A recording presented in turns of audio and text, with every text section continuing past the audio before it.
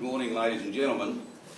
Could I acknowledge Jen Stuckey, my state colleague and fellow Minister for Tourism, and welcome all of you to the Australian Tourism Exchange in Cairns, a stunning location, one of Australia's best-known tourist destinations. And I just flew up from Melbourne this morning and said to a few people I was going to Cairns. Of course, they all think I'm just lounging around, getting a suntan, all the rest of it.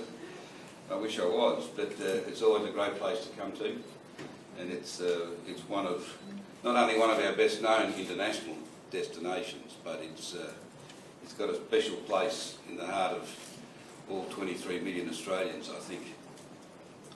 It's the first time this event's been held in 35 years outside of the capital city in regional Australia, and it makes a lot of sense because so many of our iconic and unique tourism destinations are in regional Australia. Here we've got the Barrier Reef and the Daintree and so much more.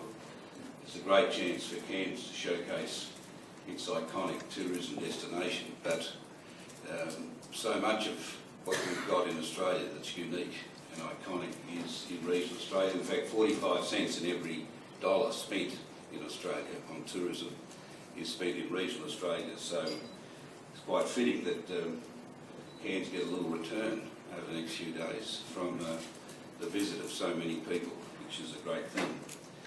Ladies and gentlemen, Australia, we have a world-class tourism industry, and as a country, if we're backing our strengths, tourism and hospitality is clearly one of our top 5 strengths, along with resources and energy and agriculture and a couple of other things. Tourism is one of our great strengths, and in fact I think over the next 10, 20, 30 years it is going to be the industry that is going to grow the fastest, in my estimation. This has got such enormous potential in a region where the middle class, numbers in the middle class are just exploding. Some 600 million people currently in the middle class, from India through to China and every country in between, and by 2035 close to 3 billion. So from 600 million to 3 billion people with the capacity to, as part of their lifestyle, enjoy a holiday and come to places like Australia for a holiday. And it's our very great determination as a government to see Australia as the first choice long-haul destination from anywhere in Asia in a tourism sense. So the first choice long-haul tourist destination from anywhere in Asia. And there are good reasons for that. It's an overnight flight, right? You can have a sleep. You arrive here, you're in the same time zone. Bring the family, say you've arrived, and get on with the holiday. Same on the way back, you've got a nice sleep overnight back to home. And I've run companies out of the US, and I've run companies into Asia before I came into the Parliament, and I can tell you, it's chalk and cheese in terms of the ease of flying into Asia, doing business in Asia, in this case, taking holidays, having a tourism experience. And it also means that we want repeat visitors, and it can get repeat visitors because there is a great convenience, especially in our region, for the long haul. Again, I just came back from Germany yesterday morning. A nice hop from Frankfurt to Dubai, and then 14 hours. Wonderful lounges in Dubai, but it's a fair way from Europe and the other part of the side of the world. But it is again, we're well serviced as a country now with any destination into Europe. Both our national carriers have got contracts with the Emirates and/or Etihad, and there's 140 flights a week going through Dubai now, or Abu Dhabi, and that's going to increase by another several flights a week over the next few months, and direct flights into Saudi Arabia, There's all sorts of opportunities, but they connect to any city in Europe, basically. And so the opportunities now for ease of travel, either to other parts of the world or to our region. We've got a clean, green, healthy environment. We've got blue skies. Again, I left Melbourne, blue sky. I arrived here, blue sky. And of course, we've got very unique tourism experiences in every state and territory. So when people have had a good look at Queensland, they can go anywhere else in the country and have another unique experience. So all of these things mean that we have put tourism, the federal government has put tourism as one of its 5 key targets for major growth in the next few years. And there's 4 ways in which and with the state governments and the territories, we've all sat down and agreed. We meet regularly, and we do plan a national approach to tourism and hospitality, and we've decided on 4 things that will drive a lot of that growth over the next few years. Firstly is high quality tourism experiences. To have the Rolls Royce of tourism experiences, but then to have quality at every level. To set the standard and then have quality at every level of tourism, right down to backpackers. We've got 100,000 backpackers a year coming in and working in Australia, having the working holiday visa. So the high quality experience, we're number 43 in the world for the total number of tourists, but we're number 1 in the world for the yield or the spend per tourist. For instance, the average person from China spends $5,000 per tourist. The average spend of a tourist globally is $1,000 on any visit to any country. To make it easier to travel, we're doing all sorts of things. Already in the last 6 months, we have introduced a 3-year multiple entry visa for Chinese business people, and we're looking at multiple entry visa for tourists out of China. Smart Gate we've introduced for Singapore, so people just put their passport, whether it's Australians, in the same way Australians can, put it in and have it photographed, and they get a ticket and through they go. There's no need to line up when they come into the country. Now that facility is going to be progressively rolled out as countries adopt the same sort of passport information that we've got on ours. There's now 74 countries that have an online visa access, and we're currently extending that to another 100. So there'll be 173 actually eligible countries which will have online visa access for ease of getting access to Australia. As I said, we want repeat visits. We want people to come and then come again and again, but to have all sorts of different experiences to come to, so that they don't have to keep repeating the same venue. Secondly, so promote high quality. The second thing is to deregulation. We are trying to ensure that our tourism facilities are as competitive as possible, and our hospitality events are as competitive as we can make them. To this end, we've done all sorts of things, which I won't bore you with. I'll just give you a couple of examples. One, for instance, we recently lifted the nighttime curfew for Brisbane Airport. With a lot more flexibility, better use of the facility, more aircraft, etc., etc. We've just had a repeal day in the federal parliament. We feel there's too many regulations associated with so much of what we do, including so much of what happens around airports and all the rest of it. We had an increase in the last 6 years of 21,000, net increase of 21,000 regulations across the Australian community. And 3 or 4 weeks ago we had a repeal day, our first one. We'll have one every 6 months. We repealed 10,000 regulations in the first repeal day. We're going to keep repeating that, and we're drawing a lot of examples out of the tourism sector which are adding costs, unnecessary costs to doing business. We're doing things such as removing, this year we removed at short notice the 22,500 weekly cap on the number of arrivals from China.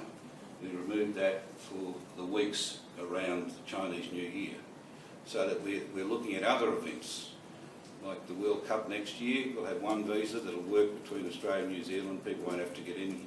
Well, they get one visa, whether to New Zealand or to Australia, it'll work for the month. They can go backwards and forwards as much as they like. We're doing things which fit around events, as well as things that apply all the time, but we're trying to make it a special edit for big events to make it easier for people, more attractive, cheaper, more convenient. Thirdly, we've got producing highly effective marketing campaigns. So we've got quality, deregulation, so that's cost. The third thing is quality marketing. Tourism Australia, it hasn't got a budget the same size as the US or many other countries, but I've got to say, talking in Hong Kong recently to the CEO of one of the largest airlines in the world, he said to me that his experience had been, he just wanted to report to me, as someone who's responsible for Tourism Australia, that he considers Tourism Australia the most effective tourism promotion organisation in the world, and there are many of them. And he said dollar for dollar, by far the best, but very effective, and I think you're going to see with this next program associated with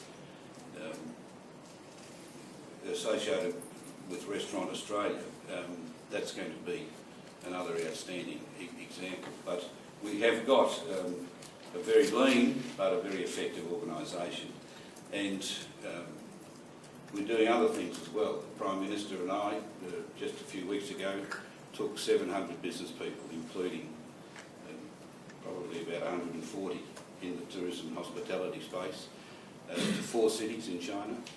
And it was an attempt to demonstrate, firstly, to the businesses and the government in China of our commitment to tourism and hospitality. And at the same time, it was a bit like this speed dating that's going on out there.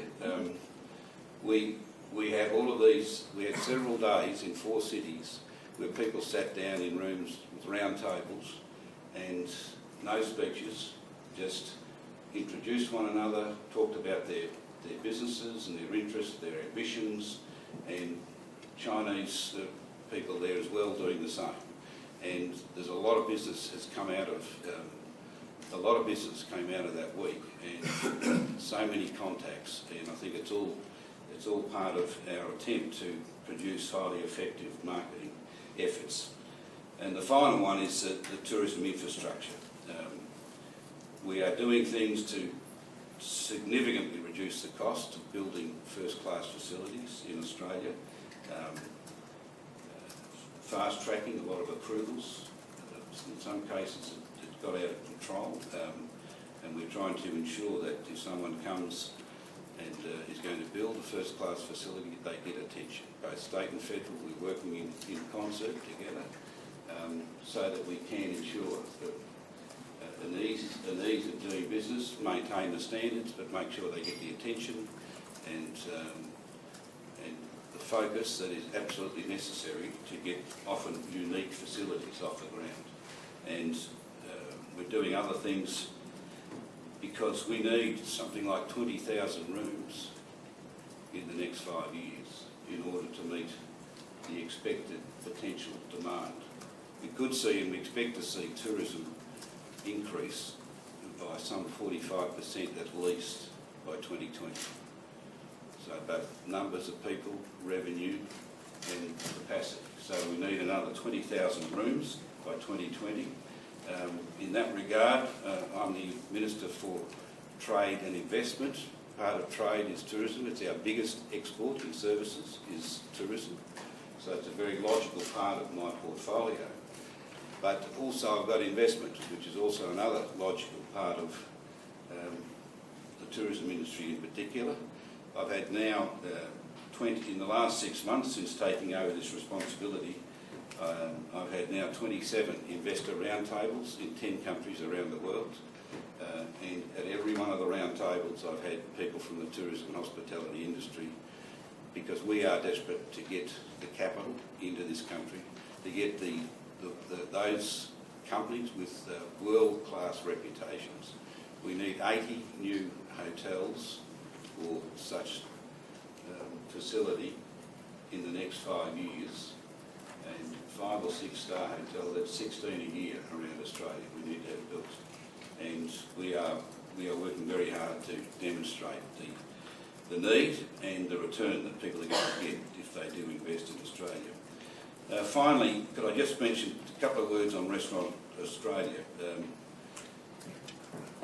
We've got the world's best kept secret here in Australia, and we discovered this when Tourism Australia did some marketing research. They did a global survey, and it surveyed people that had never been to Australia, and it surveyed at the same time people who had been to Australia for all sorts of tourism experiences.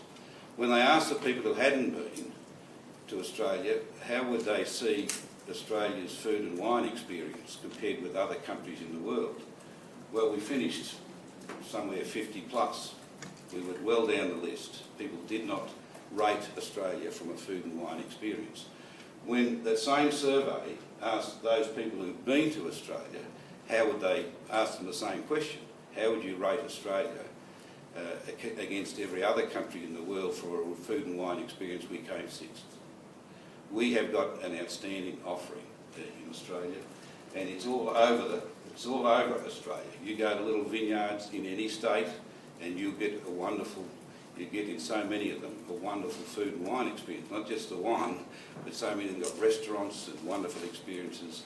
We have got a community which is one, it's very multicultural, so you can get all sorts of food and wine experiences. We've got people here from over 209 countries around the world. 50% of the Australian population is first or second generation Australian. There is a real mix of people and cultures and food tastes and experiences, and it's now become almost a signature characteristic of Australian life, is this such a wide range of outstanding food experiences, and it's demanded by the locals here and it's available for our tourists. So we think that also when these same people were asked what would entice them to Australia more, a wonderful food and wine experience, or the bridge, the opera house and all the rest, again the food and wine experience was ahead of all of these other iconic things associated with Australia. So we have got a big program which has just been launched, and it's highly focused in some of our key markets, and it will, I think, provide another great impetus to what we're seeing now. In some of our markets we're seeing in the export markets 17%, just in Dubai and Abu Dhabi last year, 25% increase in tourism. There's now, as I said earlier, 140 flights a week. All of a sudden you get connectivity, you get a massive increase. China, 17% year on year on year. Right? The US, 6.5%. Again, big market, high value market. People who spend a lot when they come. 6.5% out of the US off the back of what they've been going through. It's an outstanding result, and we're seeing so many in the region with levels of 13, 14, 15% increase from countries in the region. So, as I said, a lot of it's driven by the middle class that are emerging in the region around us with the capacity to take a holiday and a good holiday, and we're even seeing the nature of the composition of a lot of the visitors moving from big tour groups to individuals who want unique, high-value experiences. I think I've said enough. Could I just say in conclusion that that delegates who are attending here over the 4 days will also participate. Some did in pre and some in post-tour events around Queensland. It's a great opportunity, a big economic boost. I think it's going to see a $10 million increase or injection of funds into this city, and I thought the city responded magnificently with the wraparound newspaper this morning, and there is a great commitment to tourism in this city. I can tell you, in the region around, I've got relatives myself at Port Douglas who are in the tourism business, so I know the commitment that everyone shares in this part of Queensland, but the the delegates have an opportunity to go to many iconic opportunities around Queensland, and I wish them all the best and thank them for their interest. As I said in previous years, this event, this exchange has injected about $13.5 million into the host economy, and it will have a similar effect or better in Queensland this year. Tourism Australia has worked closely with their state partner, Tourism and Events Queensland, and I think they have again delivered a premier event. I'd like to thank the team at Tourism Australia and Tourism and Events Queensland for their work in bringing this event to Cairns, and congratulate Jan for her team and the effort that they've put in. And I'd like to wish all the buyers and the sellers a very successful exchange, and well may their speed dating do what it should. Thank you. Has some questions. There's one down the front. Thank you. Corry, Travel Extra in Ireland. Two questions for Minister Robb. It's great to hear tourism as one of the four pillars of the economy, but how would you square that with your party's desire to cut spending to state institutions that we'll probably learn a little bit more of today? Do you see anybody else to take up the slack of spending from government sources should there be a cut to Tourism Australia's budget? The second question, lifting the curfew in Brisbane, do you see any circumstances that can be extended to Sydney? It's one of probably the only major international airport in the world that seems to close down at night time. Thank you. Thanks very much. A good question. Firstly, we have decided to remove public spending and high regulation from the centre of activity in government and replace it with robust growth in the private sector. Right? So we are looking to live within our means as a government, make no apology for that. We cannot keep spending borrowed money. It just doesn't work for a family, doesn't work for a business, and it doesn't work for the country. So, but if we do start to live within our means as a government, we do have to replace it, as you say, with other activity. That's why we've targeted things like the tourism industry as a driver of growth and spending and prosperity and jobs. You'll see that the budget tomorrow, a lot of the cuts, the money goes into infrastructure to such as the second airport in Sydney, Badgerys Creek, right, which is one of the parts of your second question, so that we can generate private sector growth and not be dependent on public expenditure, right? Because it's not working anywhere in the world, and it's not working here. That's why you'll see tomorrow in the budget, those industries that are driving those strengths in the economy. We're getting rid of the carbon tax so that resources and energy and so many other sectors, including the tourism sector, carbon tax cost the tourism sector $115 million last year. Carbon tax goes, that means we make it far more cost competitive for all of our tourism operators, as I mentioned, a lot of the deregulation. But we're actually increasing the budget for Tourism Australia because it's one of the drivers of prosperity, right? We have increased by $50 million a thing called the Export Market Development Grant Scheme. That is available for small operators who want to develop their international markets, right? So it's available for small tourism and hospitality operators to go and sell their wares and their brand and their opportunities into appropriate markets. So that's our philosophy. Don't put a leg rope or a roadblock in front of any of the things that we're good at, but at the same time live within our means as a government. There's one just down here. Hello, Shani Kim from the ABC. I've got two questions for John Sullivan. Firstly, how big a funding cuts are you bracing for in tomorrow's budget? And secondly, if the government were to adopt the Commission of Audit's recommendation to halve Tourism Australia's budget, then what would be the impact? Look, my background's out of sport and not as a player. One of the things that sport teaches you is about successful teams focus and execute well, and my priority since taking up the role over the last 6 weeks is to ensure that we as a business focus on delivering things like Restaurant Australia, delivering things such as 2014, the Australian Tourism Exchange. So that's been my focus. How can you continue that focus? And I just on that question, I mean, it's probably more appropriate to me as Minister responsible for the budget for our area, including Tourism Australia. And I just mentioned that this year we are increasing the budget for Tourism Australia. We are increasing the Export Market Development Scheme, which is probably the most accessible thing for small operators. And it's our intent, we are removing the carbon tax, $115 million.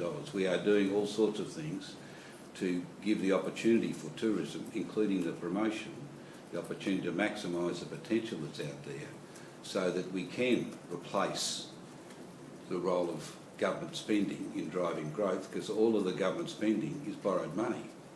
We want to promote the activities of businesses that are thriving, that are healthy, that are profitable, to be more profitable, to create more jobs, and it is a matter of balancing the living within our means with making sure we don't hold back in any way the great strengths, including tourism and hospitality. Okay, we've only got time for one more question.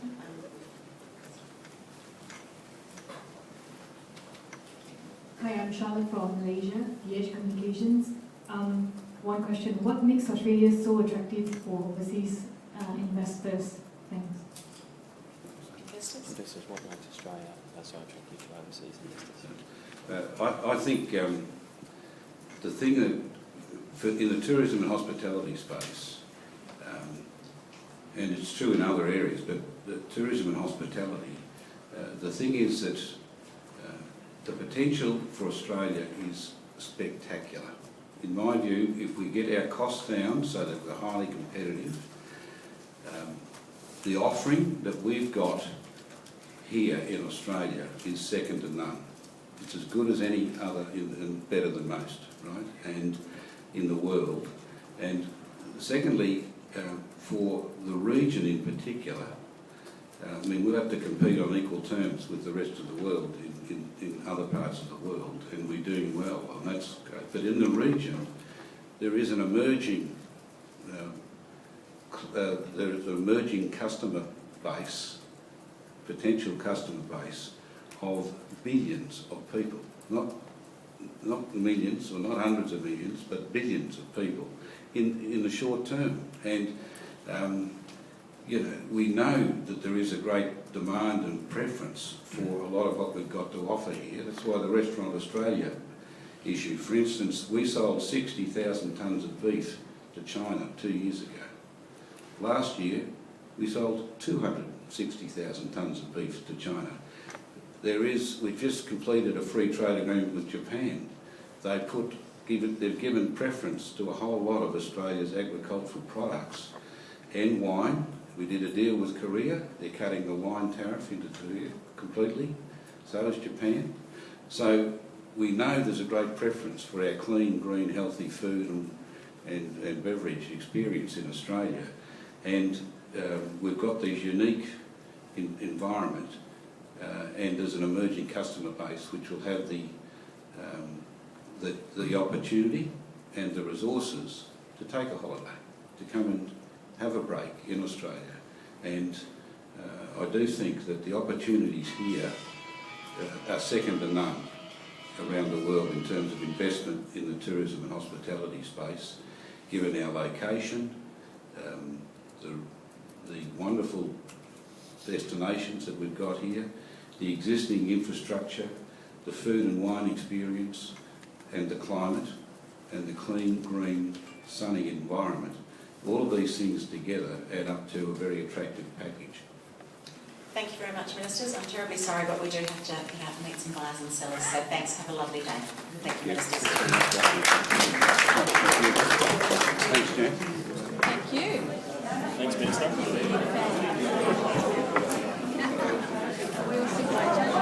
Thank you.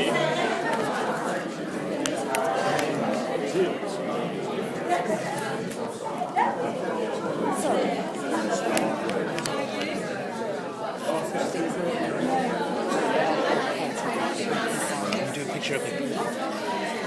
Yeah, and you're pressing this and it'll turn to your mother. It's gone. It's gone. It's okay, it's gone. The moment has passed. Sorry.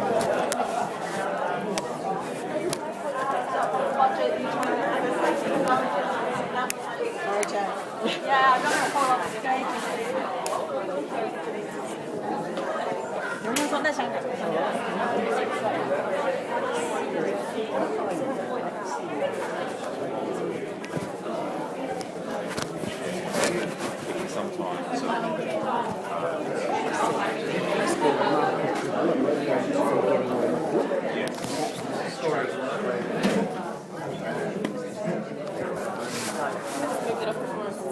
I know, yeah. I lost him. He was in my sight. So pleased you asked that question straight up. To be done. Of course you did. Of course. And we got an answer, which is quite interesting. Well, we got a fuzzy answer. Okay, politicians around the world, that's what they do. Well, we got a number. We're not cutting. We're kind of There's an redirecting it into Irish a folk program. song, right? And it's based, the entire chorus of it is based on a politician's answer. And the politician is asked the question and he goes, I'm very glad you asked me that, for at this point in time, in the circumstances that prevail, there isn't a pipeline. Infrastructural implications interfaced with lines of thought which lead to grassroots viabilities. But at this point, I'd rather not enunciate an ambiguity is what I'd rather seek to find in a negotiated compromise, which is the bottom line. And with full and frank discussion, we will seek to integrate all those fundamental principles to which we all relate, not the doctrinaire philosophy, which any fool can see, but in an escapable hypothesis confronting you and me. And in the interest of the common goodwill, you need never fear. I have the matter well in hand. I'm glad I made things clear. You could have been sitting there. Beautiful. I'm not going to tell you sitting that late. You know what? You should sit there. With Yeah, I do it. Yeah. Actually, we'll do it the next press conference. That's cool. Didn't answer your question. The airport would be the easy one to answer. He didn't even go near it. Yeah, well, actually, since I live in Brisbane and we now don't have a curb. It's a good idea. That's right. Very good. Yeah, no, the questions you jumped in. Had to be done. Had to be done. Yeah. The thing that was on everyone else's mind. No. The thing about it is you have to do it quickly because sometimes it's always from 3 or 4 countries. So people stand up and say, what are you doing in the Indian market or something? Yeah, that's right. And it goes into a local, and you only have 3 questions, so it's used, you know, it's like using up one of your free shots in the playground. But they didn't. I mean, they didn't really answer it. You don't expect, what you listen for is the platitude. Is it any different from the platitude the last time? You know, it's not. So did you get the answer you're looking for? I thought he did well, saying we're going to, the carbon tax thing and all of that. You know, that's why they're going to justify everything, isn't it? He did well. It sounds exciting, but no detail. No detail. But then you can't with a budget anyway. Yeah. You know, it has to be. That's the reason it's a budget. So he did say that they were increasing Yeah. spending on tourism, but did he say? I don't Well, think it means he'll go to Tourism No, Australia, right? I think what he's saying He is. said Tourism Australia's budget will not be cut. He did. Did he? He said we're increasing, but then he put this proviso that we're removing the tax. So if they cut the budget by 100 million, they say, well, we've removed 150 million tax, so we've actually given you 50. I'm not sure, but from my experience of politicians around the world, that's pretty much how they think. You know? Yeah. And I got the impression that they were increasing funding for grants to empower small business to go and do the thing that Tourism Australia. But the marketing is, and all of those things he praised, he's going to tell them to do it for nothing. Why do you need? Seriously, that's what they think. Social media doesn't cost anything. Why are you? That's what they think. Seriously. Right. That's what all our guys think. So they're thinking all the small businesses can go out and do their own social Yeah, media for free. that's right. Yeah. And Because all it is a mobile phone, and you type a few things in. So what? Right. Okay. From where they're sitting, that's there. Oh well, that was clear as mud. Welcome to the world of Robb politics. Yeah.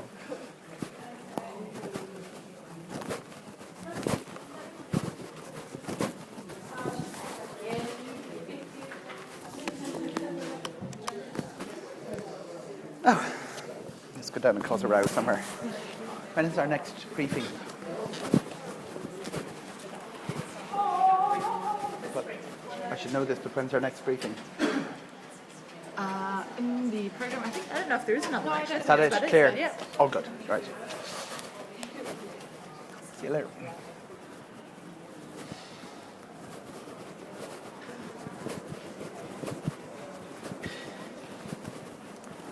I had a four-parter prepared. Everyone's talking about that now.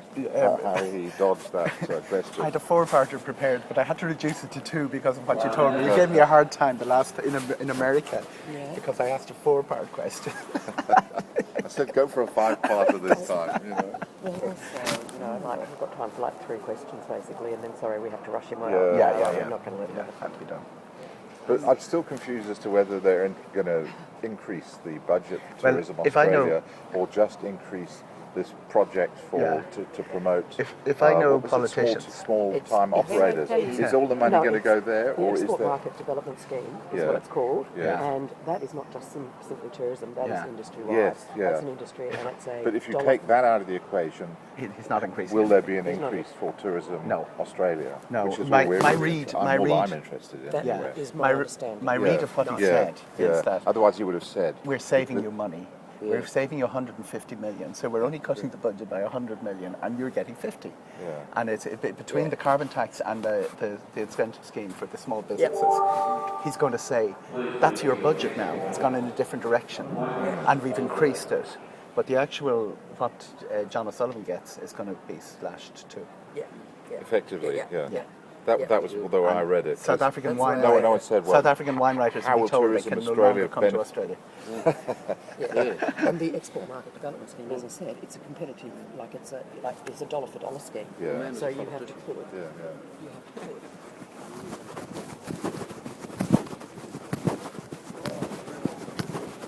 It's not true. Well done, Nick. Hey, Hello. How are you? Very good. Good. Now, where's the minister? To find this minister. I said I really wanted to.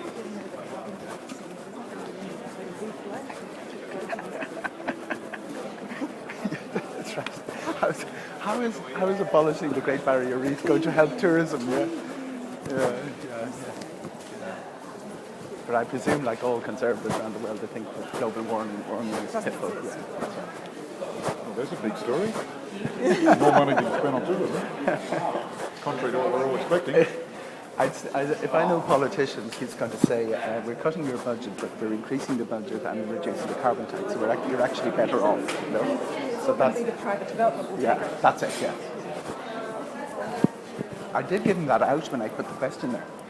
I left it for him because I had a fair idea that's where he was going to bring me. Which way did the minister go, do you know? Okay, right, we'll find him.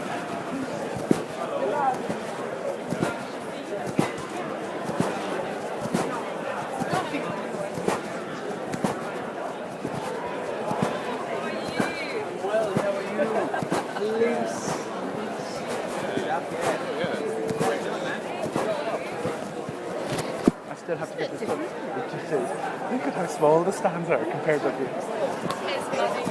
Where's my bell tower man?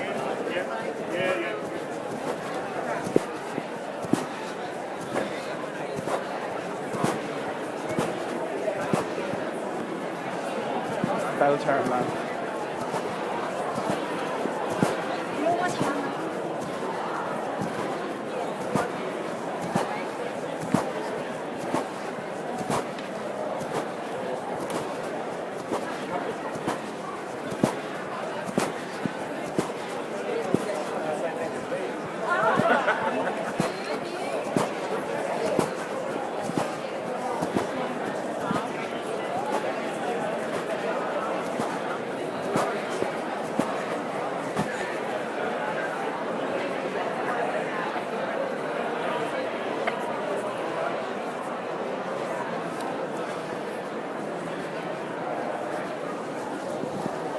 The Western Australia bell tower.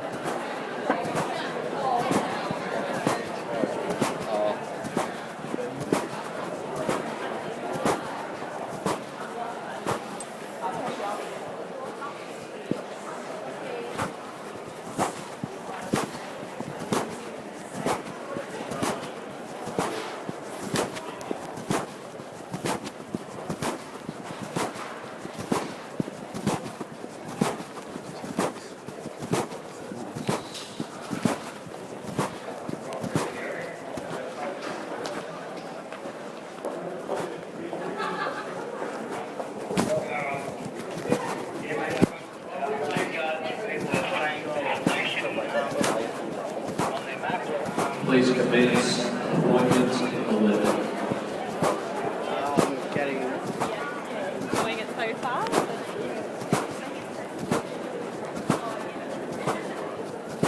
Donna Sullivan.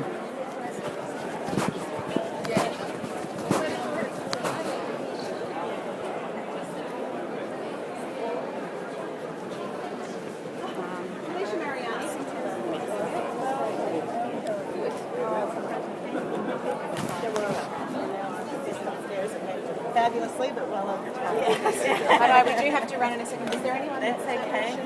Yes, we've got a couple of right around the corner. Beautiful. Great All right. Ocean Road and Well, Finish Tours. That's right. Just do the Great Ocean Road, I think.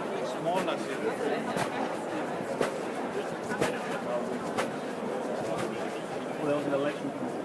Minister, pleased to meet you. Yeah, great southern touring work. Where what was selling? Oh yeah. I'm good. The basic premise is the further you're away, the bigger the competition is. So even the icons like the Great Ocean Road are needed to include the ground. This is how like basically